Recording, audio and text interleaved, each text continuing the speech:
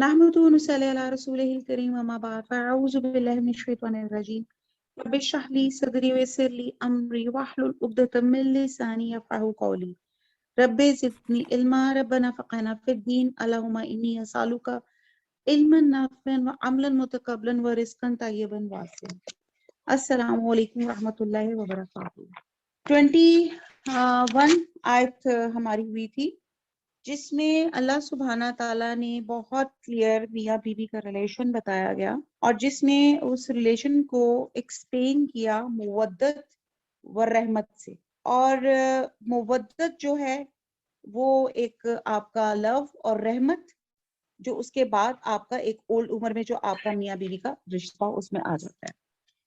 तो और साथ ये बताया कि ये वो रिश्ता है जिसे ली तस्कनू, ताकि तुम सुकून हासिल करो।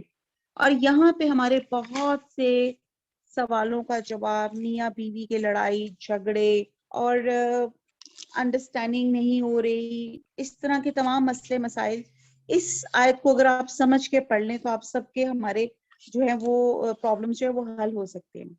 फिर अल्लाह ताला फरमाते हैं कि ये आयात हैं ऐसे कौम, ऐसे लोगों के लिए जो गौर और फिक्र करते हैं। आयत नंबर 22।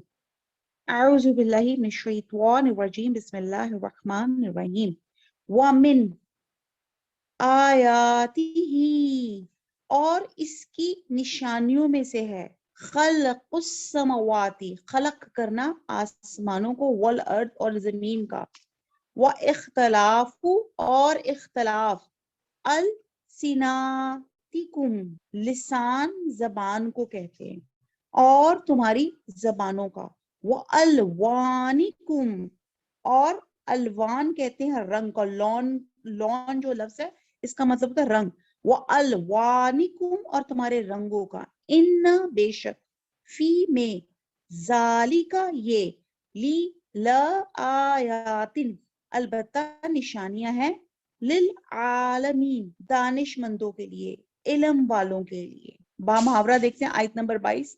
और इसी के निशानात में से है कि आसमानों और जमीन का पैदा करना और तुम्हारी जबानों और रंगों का जुदा जुदा होना, अहले दानिश या अहले इल्म के लिए इन बातों में बहुत सी निशानियां हैं।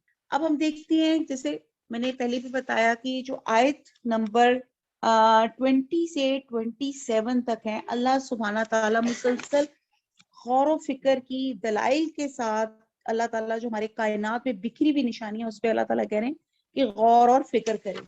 पहले हमने क्या बताया आयत नंबर 20 में कि अल्लाह ताला ने मिट्टी से बनाया, फिर हमने देखा कि मिट्टी में क्या ग्रोथ है और मिट्टी क्या थी, एक बेजान थी, मुर्दा थी, और उसमें से अल्लाह ताला ने किस तरह जिंदगी को निकाला। फिर आयत नंबर 21 में था कि अल्लाह सुब्हाना ताला ने जो जोड़े बनाए तुम्हारे अपने नफ्सों में से ताकि तुम तस्कीन हासिल करो।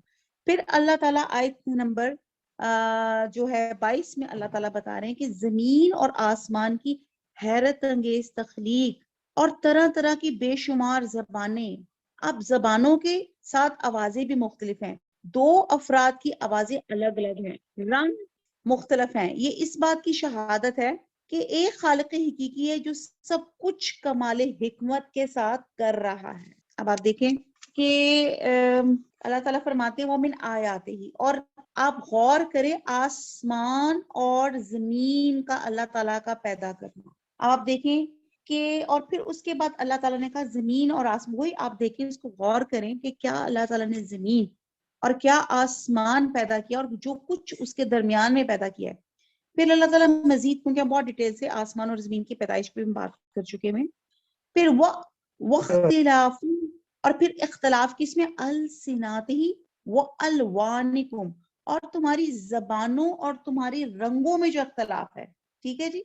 अब आप ये देखिए कि अल्लाह ताला फरमा रहे हैं कि यहाँ ना तो तुम्हें इतना जोर है कि जमीन की हदूद से बाहर निकल जाओ, ना इतनी ताकत है कि आसमानों तक पहुंच जाओ। ये गालबन इसलिए फरमाया कि इंसान इस जमीन के अलावा किसी और प्लेनेट पे जिंदा रह ही नहीं सकता। इसकी तमाम गजाई व जिस्मानी जरूरियात इस जमीन से वाबस्ता हैं। चंद दिनों के लिए कोई अपना, जैसे आप मून पे चले जाते हैं ऑक्सीजन सिलेंडर लेके या कुछ और थोड़ा सा बंदोबस्त करके आप چلے جاتے ہیں، لیکن جو آپ کے لیے رہنے کی جگہ ہے وہ اللہ تعالیٰ نے زمین بنائی. اور جب اللہ کی گرفت آ جائے گی تو ہم جتنا مرضی زور لگا لیں گے ہم اس کی گرفت سے نہیں بچ سکیں گے، کہ کوئی دوسری ہستی اتنی طاقتور ہے کہ ہمیں اس کے عذاب سے پناہ دے سکے یا اس عذاب کو روک سکے. آیت نمبر جو 22 میں اللہ تعالیٰ کہتے ہیں کہ سب سے پہلے تو جیسے اللہ تعالیٰ نے بتایا کہ کل بھی یہی بات ہو رہی تھی کہ انسان کو ایک ہی جیسے عناصر کا مرکب بنایا، اور وہ سائنٹسٹ نے ڈھونڈ بھی لیا کہ اس میں کتنی فاسفورس ہے، اس میں کیا کیا چیزیں ہیں، لیکن ان سب کو جوڑ کے کوئی انسان زندہ انسان نہیں بنا سکا. پھر ہر ایک کا منہ، زبان، گلا، لب، ہونٹ سب کے ایک جیسے ہیں، لیکن آواز، لب و لہجہ ہر شخص کا دوسرے سے مختلف ہوتا ہے. کسی کی آواز سریلی اور شیریں ہے، کسی کی بھاری اور ناگوار ہے. اور پھر آپ دیکھیں وہی بات ہے کہ سب کی ووکل کوڈز وہی ہیں، لیکن آپ دیکھیں اس میں سے آواز مختلف نکلتی ہے. یعنی کہ اللہ تعالیٰ نے کتنی ڈیٹیل سے بتایا، وَاخْتِلَافُ أَلْسِنَاتِكُمْ، لسان، زبانیں، وَأَلْوَانِكُمْ. اور پھر آپ دیکھتے ہیں کہ سب انسان ایک جیسے ہیں، لیکن ہر ایک کا علاقے کی اور ملک کی زبان ایک دوسرے سے مختلف ہوتی ہے. کہیں عربی بولی جاتی ہے، کہیں فارسی، کہیں پشتو، کہیں انگریزی، اور کہیں جاپنیز، کہیں چینی. یعنی کہ آپ بے شمار زبانیں ہیں اور اپنے اپنے علاقے کے حساب سے یہ لوگ بولتے ہیں. اور پھر ایک ہی علاقے میں چند میلوں کے فاصلے پہ زبان میں تھوڑی سی تبدیلیاں ہو جاتی ہیں، اور جو فرق آ جاتا ہے وہ صرف اسی علاقے کے لوگ سمجھ سکتے ہیں. جیسے اگر ہم پاکستانی میں دیکھ لیں، سرائکی دیکھ لیں، یا کوئی اور لینگویج دیکھ لیں، اور جیسے یہاں سے لاہور اور کراچی کا آپ تھوڑا سا دیکھ لیں، تب بھی ہماری زبان اور لب و لہجہ تھوڑا فرق ہو جاتا ہے. پھر ہر علاقے کی زبان کے ساتھ اس کے حروف تہجی اور ان کے مخارج، یعنی کہ جس طرح اس کو پروناؤنس کرنا ہے اس میں بھی تھوڑا سا چینجز آ جاتی ہیں. اور پھر اس کے بعد یہی حال رنگوں کا بھی ہے. اب آپ دیکھتے ہیں کہ کسی علاقے کے لوگ سفید رنگ کے ہوتے ہیں، کسی کے کالے، کسی کے سرخ، کسی کے گندمی رنگ کے ہوتے ہیں. اور انسان کی جلد کے رنگ پر اس علاقے کی مخصوص کلائمیٹ کا اثر ہوتا ہے، جس سے رنگت میں تبدیلی آ جاتی ہے. اور یہ بات بھی سب جزوی طور پہ تسلیم کی جاتی ہے، لیکن اکثر دیکھنے میں آتا ہے ایک ہی ماں باپ اور ایک ہی علاقہ ہوتا ہے، مگر اولاد کی رنگت میں فرق آ جاتا ہے. اگرچہ اس آیت میں دو چیزوں لسان اور رنگ کا ذکر ہے، مگر اور بھی بہت سے پہلو ہیں جن کے اختلاف واقع ہوتے ہیں. مثلا کسی علاقے کے لوگ بلند و قامت ہوتے ہیں، کہیں کی ہائٹ چھوٹی ہوتی ہے، کوئی درمیانے قد کے ہوتے ہیں. کئی لوگوں کے جیسے آپ دیکھتے ہیں، میں اب نام نہیں لینا چاہ رہی، لیکن کئی لوگوں کی ناک تھوڑی سی چپٹی ہوتی ہے، کہیں لمبوتری ہوتی ہے، کوئی اونچی ناک ہوتی ہے. اور پھر سب کو چھوڑے ایک ہی والدین کی اولاد کی شکلوں میں جو فرق ہوتا ہے، اسے والدین اور قریبی رشتہ دار تو محسوس کر سکتے ہیں، لیکن اجنبی لوگ ان میں یکسانیت ہی محسوس کرتے ہیں اور بعد دفعہ امتیاز بھی نہیں کر سکتے. تو ان سب باتوں سے جو نتیجہ یہ آتا ہے کہ رحم مادر میں پرورش پانے والا ہر جاندار اللہ تعالیٰ کی انفرادی توجہ کا محتاج ہوتا ہے. اور بے شمار ایسی باتیں جو رحم مادر میں ہی انسان کے حصے میں آتی ہیں. تو کتنا کلیئر کٹ اللہ تعالیٰ نے بتایا کہ ایک اللہ سبحانہ تعالیٰ نے ہر بندے کو انڈیویجول اٹینشن کے ساتھ پیدا کیا ہے. اور آپ دیکھیں کہ اللہ کی خاص نشانیوں میں سے ہے کہ اس نے اس مٹی کے اندر ہمارے اندر جذبات بھی ڈال دیے، اور جو زبان اور رنگ کا جو فرق اللہ تعالیٰ نے ڈال دیا کہ سیم ووکل کوڈ ہے لیکن مختلف آوازیں آتی ہیں. ٹھیک ہے، جیسے میں نے کل بھی شاید بتایا تھا کہ آپ کے ایک گیٹ ٹوگیدر میں آپ کے بچے رو رہے ہوں گے تو ہر ایک ماں کو اپنے بچے کی آواز پہچانی جائے گی، ہاں یہ میرے بچے کی آواز ہے. تو آپ یہ دیکھتے ہیں کہ ایک ہی گھر میں ہو کے باپ بیٹے کی، بچوں کی، والدین کی، سب کی آوازیں بھی فرق ہوتی ہیں. اسی طرح سکن ٹونز آپ سب کی فرق ہے. تو اللہ سبحانہ تعالیٰ نے انسانوں میں مختلف شیڈز بنائے، پھر ایریا کے حساب سے مختلف شیڈز بنائے، پھر ان کی مزاج اور عادات میں فرق ہے. اور نتیجہ کیا نکلتا ہے کہ کوئی ایک ذات ہے جو تمام کاموں کو اتنا زبردست طریقے سے کر رہی ہے. کوئی ایک ذات ہے، اللہ واحد وہ ذات ہے جو اتنی ویریشنز جو ہے پورے دنیا میں لے کر آ رہی ہے. اگلی آیت نمبر 23 میں چلتے ہیں. وَمِن आयातिही, और उसकी निशानियों में से है मनामुकुम, मनाम, मनाम कहते हैं, मनामुकुम जो है, मनाम कहते हैं ख्वाब को, नींद को, बिल्लैली रात को, व नहारी और दिन को, वब्तिगाउकुम इब्तिगा तलाश करना, ढूंढना, ठीक है, तो ये मुराद भी लिया जाता है कि रिस्क तलाश करना, वब्तिगाउकुम और तुम्हारा तलाश करना, मिन फज़लिही उसका फजल, इन्ना बेशक, फी ज़ालिका इसमें, ल आयातिन निशानियां हैं, अलबत्ता निशानियां हैं, ली कौमिन उस कौम के लिए, उन लोगों के लिए, यस्माऊन जो समात रखते हैं, जो सुनते हैं। बा मुहावरा देखते हैं। और इसी के निशानात में से है कि तुम्हारा रात और दिन में सोना और उसके फजल का तलाश करना। जो लोग सुनते हैं उनके लिए इन बातों में बहुत सी निशानियां हैं। अब आप देखें, पीछे अल्लाह ताला ने जमीन और आसमान की हैरत अंगेज तख्लीक और जबान और रंग का फर्क बताया। अब यहाँ पे अल्लाह ताला फिर कह रहे हैं गौर व फिक्र करें। नींद, नींद इंसान की एक फितरी जरूरत है, बेसिक इंस्टिंक्ट है, जो अल्लाह ने इंसान के अंदर पैदाइशी तौर पर रख दी है। और ये इसकी कमाल हिकमत है कि इंसान चंद घंटे काम करने के बाद आराम की जरूरत महसूस करता है और सोने के बाद वो फ्रेश ताजा दम हो जाता है और इसके फजल यानी कि रिस्क के हसूल में मसरूफ हो जाता है। जो गौर से सुनता है, जिद नहीं करता, वो समझ जाता है कि सारा निजाम तन्हा एक अल्लाह वाहिद चला रहे हैं। अब आप ये देखते हैं कि ये बात हम सबकी आम मुशाहिदे में आती है कि काम काज करने के बाद इंसान को आराम की जरूरत होती है। आप खुद देख लें कि अब एक बंदा अगर वर्कहॉलिक है और मुसलसल काम कर रहा है और वो रेस्ट नहीं कर रहा, वो सो नहीं रहा, तो आप देखते हैं कि उसकी एफिशिएंसी डिस्टर्ब हो जाती है, उसका उसके अंदर मिजाज में चिड़चिड़ापन शुरू हो जाता है। अच्छा, ये भी अगर आपकी नींद ना पूरी हो तो खामखा आपके अंदर एक इरिटेशन होती है, एक अजीब सा तनाव और टेंशन सी आ जाती है। तो काम काज करने के बाद इंसान को इंस्टेंटली उसकी उसकी जरूरत है कि वो आराम करे, और अगर आराम नहीं करेगा तो उसका जीना मुहाल हो जाएगा। और आराम से मुराद ये नहीं है कि इंसान कुछ वक्त काम ना करे या बिस्तर पे लेट जाए, बल्कि जब तक उसे गहरी नींद ना आए इसकी थकन दूर नहीं होती और वो मजीद काम काज करने के काबिल होता है। और महज काम छोड़ने या लेटे रहने से मकसद हासिल नहीं होता। ये भी आप देखें, एक होती है जिसको हम पावर नैप भी कहते हैं, लेकिन नींद क्या चीज है, इसकी कैफियत और माहियत क्या है, ये एक ऐसा सरबस्ता राज है जिससे अभी तक इंसान पा नहीं सका। उसने ट्रैंकुलाइजर्स, ख्वाब आवर दवाएं दरियाफ्त कर ली, गोलियां भी बना ली, मगर इसकी माहियत को कोई नहीं पा सका। फिर ख्वाब के दौरान इंसान से क्या चीज कम हो जाती है कि उसकी सेंसेस काम करना बंद कर देते हैं। फिर नींद की हालत में ख्वाब देखना एक दूसरा हैरान कुन मसला है। ये ख्वाब इंसान किन हवास, किन सेंसेस को इन्वॉल्व करके देखता है। बस इंसान को सिर्फ इतना मालूम है कि जब वो थक जाता है तो उसकी मर्जी हो या ना हो, नींद इसे आद पहुंचती है।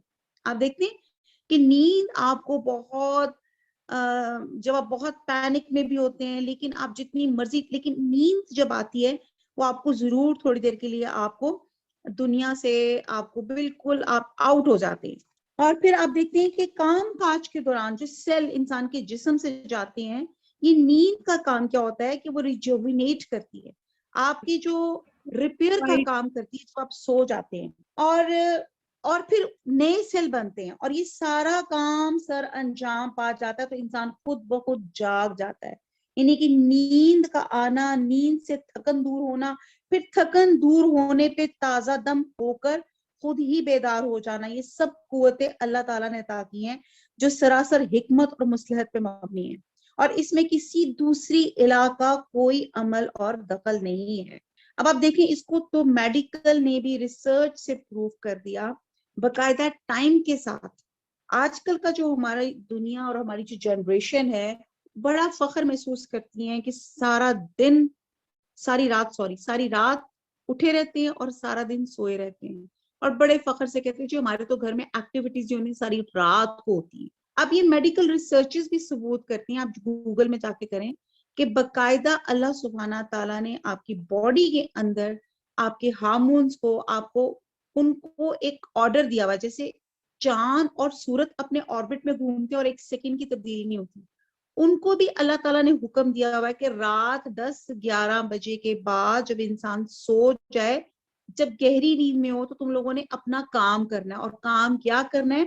جیسے ریبلڈ اور ریجوینیٹ, یا آپ کی سیلوں کی جو توڑ پھوڑ ہوتی ہے اور جو اس کے نئے سیل بنتے ہیں وہ, اور ریلیکس کرنا, وہ تمام کام, وہ سیلوں کے کام تب ہوتے ہیں جب آپ سوئے ہوتے ہیں, اور وہ بھی رات کے سونے میں.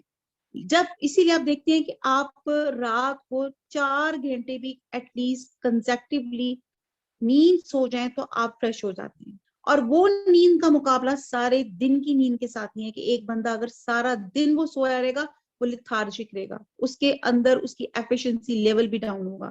لیکن رات کو جو اللہ تعالیٰ نے ایک نیچر کا قانون بنایا, جب آپ رات کو سو کے جب آپ اٹھتے ہیں تو آپ تازہ دم ہو جاتے ہیں, اور آپ سارا دن سوئیں آپ کے اندر وہ چستی وہ نہیں آتی جو رات کے وقت سونے سے آپ کے اندر وہ الرٹنس آتی ہے.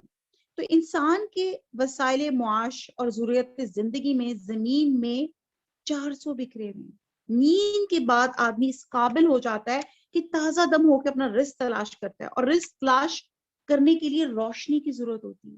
لہٰذا اس کام کے لیے دن کا وقت اللہ تعالیٰ نے اپوائنٹ کیا ہے, اور نیند کے لیے تاریکی اور خنکی کی ضرورت ہوتی ہے.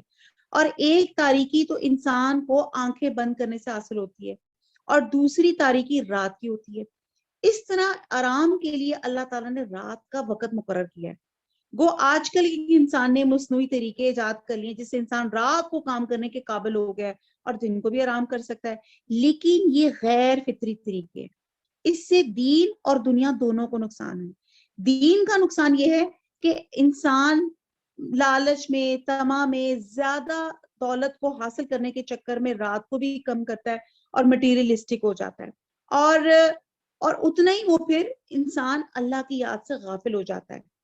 اور دنیا کا نقصان یہ ہے کہ اور اس کا ساتھ یہ ہے کہ جیسے اللہ کی یاد سے غافل ہو جاتا ہے, پھر انسان کی صحت پہ بھی اس کے خوشگوار اثرات نہیں ہوتے.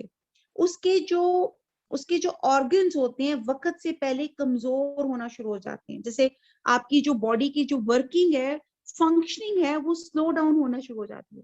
آج ہمیں سمجھ آتا ہے کہ ہماری دعائیں قبول کیوں نہیں ہوتی. آج ہمیں سمجھ آتا ہے کہ ہمارے بچے نافرمان کیوں ہیں. آج ہمیں سمجھ آتا ہے کہ یہ ایک بے چینی کیوں ہے ہر وقت ہمارے زندگیوں میں, ایک عجیب سی چڑچڑا پن کیوں ہماری زندگیوں میں ہے. کہ جب ہم نیچر سے اپوز کام کریں گے, تو پھر جب ہم نیچر کو اپوز کریں گے, یعنی کہ نیچر کو مطلب اللہ تعالیٰ کو اپوز کر رہے ہیں, تو پھر تو ہمارے معاملات خراب ہوں گے. اللہ تعالیٰ نے پوری نیچر کو ہمارے ہم آہنگ بنایا کہ دن کے وقت کام کریں, رات کو سوئیں. اور جب ہم اسے اپوزٹ کام کریں گے تو ہماری باڈی بھی ریٹیلیٹ کرے گی, ہمارا دین بھی خراب ہوگا, ہماری دنیا بھی خراب ہوگی. ان شارٹ بڑا کچھ ہے. اگر ہم اسی چیز پر نیند پر بات کریں, اور آپ دیکھیں کہ نیند کتنے سکون والی اللہ تعالیٰ, اور رات کے وقت جو سکون, جو خاموشی, اور جو ایک جس کو کہتے ہیں نا ایک ماحول سا بنا ہوتا ہے سونے کا, اور جو باڈی ریلیکس ہوتی ہے, جتنی اس کی افیکٹونیس, اس کی ایفیشنسی بہتر ہوتی ہے, وہ جو تازہ دم ہوتا ہے رات کی نیند کے بعد, وہ دن کی نیند کے بعد اس کے اندر وہ نہیں آتی. ہاں ایک پاور نیپ ضرور ہوتی ہے, جس کو آپ جیسے بہت تھک جاتے ہیں دوپہر کو بھی, تو ایک چھوٹی سی وہ ایک نیند جو ہوتی ہے, تھوڑی سی جو ایک نیند ہوتی ہے, چاہے کسی کی 15 منٹ ہے, کوئی 5 منٹ آنکھ لگا لیتا ہے, کوئی آدھا گھنٹہ سو جاتا ہے, تو وہ فریش ہو جاتا ہے. اچھا جی, پھر یہاں پہ اللہ تعالیٰ نے کہا کہ نشانیاں ہیں, غور اور فکر کرے منامکم, نیند میں. اور پھر اللہ تعالیٰ کہہ رہے وابتغاؤکم, تو پھر تلاش کرو, یعنی کہ نیند کے بعد دن کو اٹھو اور اللہ کا رزق تلاش کرو. یعنی کہ یہ بھی اللہ تعالیٰ نے ہمارے اندر رکھ دیا کہ اٹھو, اٹھ کر دوبارہ نہ سوچو, اٹھ کر کام کرنا شروع کر دو, رزق کی تلاش کرو. پھر آگے ہم دیکھتے ہیں اگلی آیت میں اللہ تعالیٰ پھر مزید غور اور فکر کہہ رہے ہیں. وہ کیا ہے؟ آیت نمبر 24, وَمِنْ آیاتہ, اور اپنی نشانیوں میں سے ہے, یُریکُمُ راہ یہ میں نے وہ راہ میں نے دکھانا، وہ دکھاتا ہے تم کو البرقا، برق اردو میں بھی بجلی کو ہی کہتے ہیں، خوفن خوف، وطمعن تما، تما ہوتا ہے لالچ، ٹھیک ہے جی، یا امید یہاں مراد ہے، وَيُنَزِّلُ اور وہ نازل کرتا ہے، من السمائی آسمان سے، ماءن پانی، فیحیی ہائی سے ہے، پس وہ زندہ کرتا ہے، بھی ساتھ اس کے، الارض ارض زمین، بعد بعد موتیہا اس کی موت کے، انا بے شک، فی ذالکا اس میں، لا آیاتن البتہ نشانیاں ہیں، لی قومن قوم کے لیے یا ان لوگوں کے لیے، یعقلون جو عقل رکھتے ہیں۔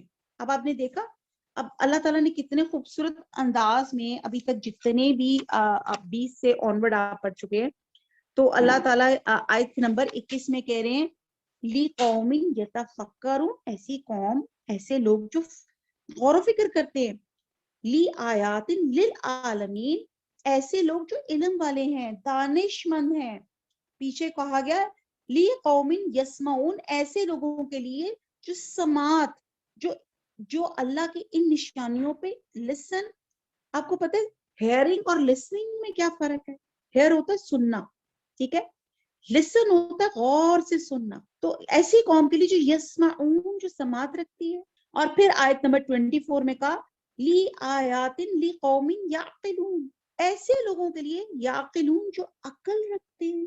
با محاورہ دیکھتے ہیں آیت نمبر 24 کو، اور اسی کے نشانات یا اسی کی نشانیوں میں سے ہے کہ تم کو خوف اور امید دلانے کے لیے بجلی دکھاتا ہے، آسمان سے می برساتا ہے، پھر زمین کو اس کے مر جانے کے بعد زندہ اور شاداب کر دیتا ہے۔ عقل والوں کے لیے ان باتوں میں بہت سی نشانیاں ہیں۔ اب آپ دیکھیں، ابھی ہم نے نیند کے بارے میں پڑھا، اب ہم سوئیں گے اٹھیں گے تو ہمیں پتہ چلے گا یہ اللہ تعالیٰ کی کتنی بڑی رحمت ہے۔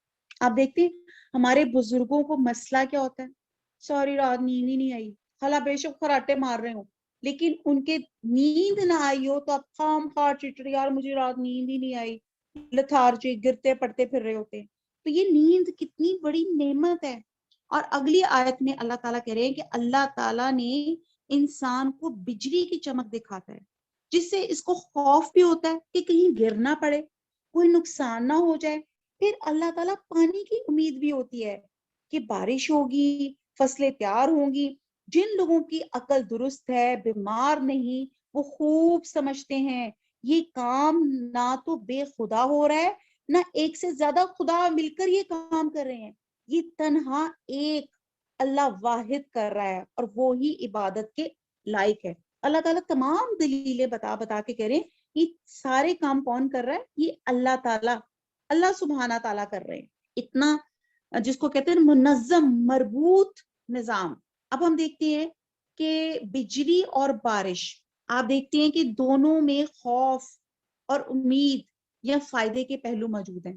بجلی کی کڑک اور چمک سے جہاں یہ خطرہ ہوتا ہے کہ کہیں گر کے تباہی نہ مچا دے، وہیں اس سے اندھیرے میں نظر بھی آنے لگتا ہے، ٹھیک ہے، آپ کمپلیٹ ڈارکنس کسی جگہ پہ ہیں اور ایک دم جو بجلی کی کڑک آتی ہے تو وہ نظر جو اندھیرا ہے آپ کو کلیئر کٹ وہ جگہ نظر آنے لگ جاتی ہے، جیسے پراپر ایک لوڈ شیڈنگ ہو، اگر آپ اپنی موبائل کی ٹارچ ایک دم جلاتے ہیں تو آپ دیکھتے ہیں کہ آپ کی لائٹ یعنی کہ آپ کا اندھیرا وہ دور ہونا شروع ہو جاتا ہے۔ تو اسی طرح بجلی کی کڑک اور چمک عموماً زیادہ بارش ہونے کی علامت بھی ہوتی ہے، ٹھیک ہے جی، تو کیا ہو گیا، ایک امید بھی ہوگی۔ اور بارش کے باعث رحمت میں تو کسی کو شک نہیں، لیکن اگر بارش زیادہ ہو جائے سونامی ہو جاتا ہے، سیلاب کی صورت اختیار کر جاتی ہے اور اس سے کئی نقصان بھی پہنچ جاتے ہیں۔ یعنی کہ ایک ہی چیز ہے، اس کے اچھے پہلو بھی ہیں، اس کے برے پہلو بھی ہیں، لیکن اللہ سبحانہ تعالیٰ نے ہر چیز کے دونوں پہلو بنا کے بھیج دیے۔ اب آپ دیکھتے ہیں کہ بارش کے عوامل میں آپ اللہ کی نشانیاں دیکھیں کہ زمین پر بسنے والی تمام مخلوق انکلوڈنگ ہیومن بینگز، ان کا انحصار زمین کی پیداوار پہ ہے۔ اللہ نے زمین پر بارش برسا کے زمین کو زندہ کیا۔ یہ زمین اور پانی اور جو ویجیٹیشن ہے یہ ہم نے بہت دفعہ بہت ڈیٹیل سے پڑھا ہے، اور زمین کو جب اللہ تعالیٰ نے بارش برسا کے زندہ کیا تو اس نے تمام مخلوق کو زندہ کر دیا. اب اس بارش کے برسنے میں جو عوامل، جو فیکٹرز کام کرتے ہیں، یہ وہی ہیں جس کو ہم واٹر سائیکل کہتے ہیں، جس کو ہم سائنس میں پڑھتے ہیں، بچے چھوٹے پڑھتے ہیں. کیا کہ جی وہ سورج کے ٹیمپریچر سے، سطح سمندر سے واٹر ویپرز اٹھنا شروع ہو جاتے ہیں. پھر جو ہواؤں کا رخ ہوتا ہے، پہاڑوں کا رخ ہوتا ہے ٹھنڈے علاقوں کی موجودگی میں، اور بارش کے یہ تمام جس کا واٹر سائیکل ہے. پھر بارش، یہ یعنی کہ بارش پڑتی ہے، بارش ہوتی ہے، بارش دریاؤں اور سمندروں میں جاتی ہے. پھر وہاں سے سورج کی ٹیمپریچر سے ان میں سے واٹر ویپرز بنتے ہیں. واٹر ویپرز آسمان کے اوپر جاتے ہیں، ٹائنی ڈراپلٹس کی صورت اختیار کر لیتے ہیں، اور پھر یہی ڈراپلٹس جب اکٹھے ہوتے ہیں تو کلاؤڈز بن جاتے ہیں. اور پھر وہ کلاؤڈز جو ہیں اللہ کے حکم سے ہوائیں ادھر سے ادھر لے کے جاتی ہیں، اور پھر جہاں اللہ کو حکم ہوتا ہے وہاں بارش ہو جاتی ہے. اور آپ دیکھتے ہیں کہ ان کلاؤڈز میں لاکھوں کروڑوں ٹن پانی ہوتا ہے. آپ جائیں، آپ کسی ناردرن سائڈ پہ جائیں، کسی ہائٹ پہ جائیں، آپ دیکھیں گے کہ بادل وہ فوگ آپ کے پاس سے گزری. آپ پکڑے ذرا ایک بادل یا فوگ، اس میں سے پانی نچوڑ کر دکھائیں، ایک قطرہ بھی آپ نہیں نکال سکتے. لیکن اللہ سبحانہ تعالیٰ جب حکم کرتا ہے تو وہی بادل سے پانی کس طرح ڈھیروں ڈھیر بارش برسنا شروع ہو جاتی ہے. پھر آپ دیکھتے ہیں کہ زمین کی قوت اور اس کی گروتھ، اس میں سورج کا، ہواؤں کا، پانی کا، حرارت کا، یہ سب چیزوں کا یہ جو ایک پورا ایک مربوط ایسوسیٹ اور ہارمونائز سسٹم ہے، یہ اللہ تعالیٰ نے ایک پراپر ایک بنایا، ایک پراپر ڈسپلن کے ساتھ بنایا. تو تب جا کے انسان کو اور دوسرے مخلوقات کو روزی میسر ہوتی ہے. اب سوال یہ پیدا ہوتا ہے کہ ان چیزوں کو اور ان چیزوں کے درمیان میں نظم و ضبط، یہ جو ڈسپلن ہے، یہ سوال ہے کہ کوئی اور الہ کر سکتا ہے؟ نعوذ باللہ. تو یہاں پتہ چلتا ہے کہ ایک اللہ واحد ہے جو تمام نظام کو اتنی بیوٹیفلی رن کر رہے ہیں. اور پھر یہی بات ایک مخصوص مقام پر، ایک مخصوص موسم میں ایک سال تو خوب بارشیں ہوتی ہیں اور اگلا سال بالکل خشک کیوں گزر جاتا ہے. تو اس آیت سے صرف یہی معلوم نہیں ہوتا کہ روزی کا یہ نظام قائم کرنے والی ذات ایک ہی ہستی ہے، بلکہ یہ بھی معلوم ہوتا ہے تو حکیم مطلق بھی ہے اور مختار مطلق بھی ہے. یعنی کہ اس کے ہر کام میں حکمت ہے کہ یہ جو اللہ تعالیٰ نے جو بارش اور یہ جو بجلی بنائی، اور کہیں اللہ تعالیٰ بارش نازل کرتا ہے، کہیں نہیں کرتا، کہیں تھوڑی کرتا ہے، کہیں زیادہ کرتا ہے. یہ جو کلائمیٹ کی جو تبدیلی ہے، کہیں خشک ہے، کہیں ٹھنڈک ہے، کہیں لکی جیسے ہم پاکستان والے چاروں موسم انجوائے کرتے ہیں، یہ تمام ڈسٹریبیوشن اللہ سبحانہ تعالیٰ کی ہے. کوئی سائنٹسٹ، کوئی اور نعوذ باللہ اللہ تعالیٰ کے شریک نہیں ہو سکتا. بے شک آج کل کے میں وہ پڑھی تھی فیس بک میں کہ سائنٹسٹ نے مل کر انہوں نے ایک بادل بنا لیے اور انہوں نے جناب بارش برسا کے دکھا دی. تو وہ آپ دیکھیں کہ انہوں نے وہ بادل اگر بنائے بھی ہوں گے تو ایک اسپیسیفک جگہ پہ وہ ایک بارش اپنی لیب میں یا ایک جگہ پہ جا کے کر دی ہوگی کہ جی انہوں نے یہ جی بادل بنا دیے. لیکن اللہ کو آپ دیکھیں، آپ یہ دیکھیں کہ اکثر آپ لوگوں نے دیکھا ہوگا کہ آپ ایک ہی علاقے میں رہتے ہیں، اور ایک ہی علاقے میں رہتے ہوئے، جیسے میں اپنے ڈی ایچ ای کی بات کروں، جب میری امی کوئی دوسرے فیز میں رہتی تھی، فیز 1 میں، اور میں فیز 3، تو امی کہ بڑی زبردست بارش ہوئی، میں کہوں گی امی جی یہاں پہ تو بالکل ہی سورج نکلا ہوا ہے، بالکل بارش نہیں ہوئی. یعنی کہ ایک ہی علاقے میں ہوتے ہوئے. اور آپ دیکھتے ہیں کہ اللہ تعالیٰ کو حکم ادھر بارش کا تھا، ادھر بارش کا نہیں تھا. تو یہ ہواؤں کا چلانا، بادلوں کو کرانا، اور یہ نظام کہ کہاں بارش ہونی ہے، کتنی ہونی ہے، کیا ہونی ہے یا نہیں ہونی، یہ سب اللہ تعالیٰ کے ہاتھ میں ہے.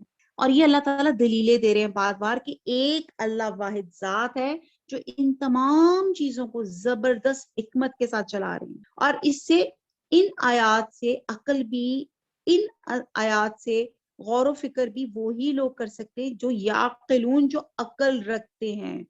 آیت نمبر 25، وَمِنْ آیَاتِهِ، اور سے ان نشانیوں میں، ان تقوما کہ قائم ہے، السماء آسمان، والارض اور زمین، بِأَمْرِهِ ساتھ امر حکم ہی اس کے اور اس کے حکم سے، ثم پھر، اذا جب، دعاکم دعا دعا ہوتا ہے بلانا، پکارنا، کم تمہیں، جب تمہیں پکارے گا، بلائے گا، دعوتن پکار کر، من الارضی زمین میں سے، اذا اچانک، ناگہاں، انتم تم، تخرجون تم اخراج کرو گے، تم نکل پڑو گے.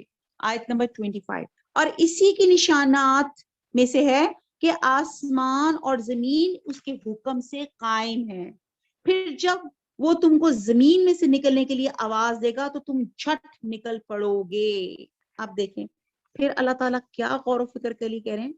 اللہ کے حکم سے، اس کی کمال قدرت سے اللہ تعالیٰ نے زمین اور آسمان کو وجود میں لے کر آیا اور پھر اس کے حکم سے قائم ہے. جیسے بعض اسکالرز کہتے ہیں کہ 6 دن میں دنیا بنی. اللہ تعالیٰ چاہتے تو کن کہتے تھے ودن اے سیکنڈ دنیا قائم ہو جاتی، لیکن اللہ عادل ہے اور اللہ تعالیٰ چاہ رہے تھے کہ ہر چیز جو ہے وہ پرفیکٹ لیول پہ بہترین ہو اور انسانوں کی سہولت کے لیے ہو. تو اللہ تعالیٰ نے ایک تدریج کا ایک پراپر ایک حکمت کے ساتھ اللہ تعالیٰ نے اس کو پوری دنیا کا نظام اور سسٹم جو تھا وہ 6 دن میں بنایا اور پھر وہ اس کے حکم سے قائم بھی ہے.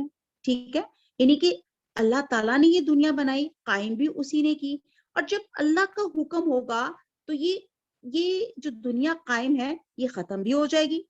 ٹھیک ہے، اللہ تعالیٰ نے ہم انسانوں کو بنایا، ٹھیک ہے، اور جب اللہ کا حکم ہوگا اللہ تعالیٰ ہمیں موت بھی دے دیں گے اور پھر اللہ تعالیٰ کا جب حکم ہوگا ہم دوبارہ زندہ اٹھائے جائیں گے. اور اس کے لیے اللہ تعالیٰ کو کوئی تیاری کرنے کی ضرورت نہیں ہے. وہ ایک ہی آواز دے گا، اور ایک ہی آواز دے گا اور سب ہر طرف سے نکل کے جمع ہو جائیں گے. اس لیے کہ پہلی بار پیدا کرنا کچھ مشکل نہیں تھا، دوبارہ پیدا کرنا تو اللہ کے لیے بہت بہت آسان تھا.